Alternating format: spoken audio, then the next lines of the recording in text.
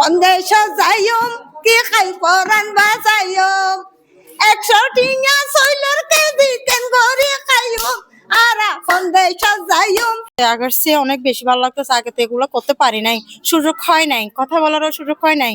ইনশাল্লাহ এখন অনেক ভালো লাগতেছে, সবার ভালো লাগতেছে, আমার না। অনেক কষ্ট থেকে সবাই নামতেছে। অনেক বলতে গেলে আপনারা এখন তো মনে করেন আপনারা দেখতেছেন জনজোয়ার জনগণের অবস্থাটা দেখতেছেন।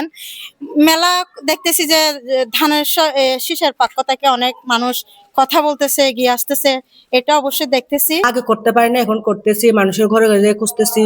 আমাদের সরকার আবার আসবে, উন্নতি করবে, আমাদেরকে দিকে দেখবে। যাদের সব উন্নতি করার দরকার আছে তাদেরকে সহযোগিতা করবে।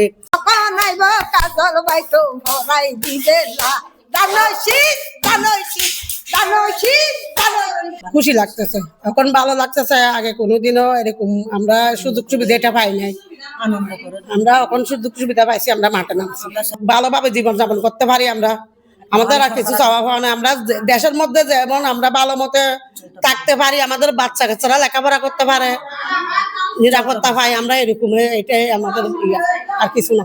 যাদের অনুভূতি ছিল তারাও আরো সহযোগিতা করতে পারবে। আমি যে একজন যাচ্ছি, আরেকজন আমার সাথে দেখে দেখে যাবে, আরো উন্নতি করতে পারবে। ধানের শীষ আসবে, মানে আমি তো আগে শুনছি যে ধানের শীষ অনেক ভালো কাজ করতে, এই যদি এখন আসে আরো ভালো কাজ করবে আমাদের জন্য।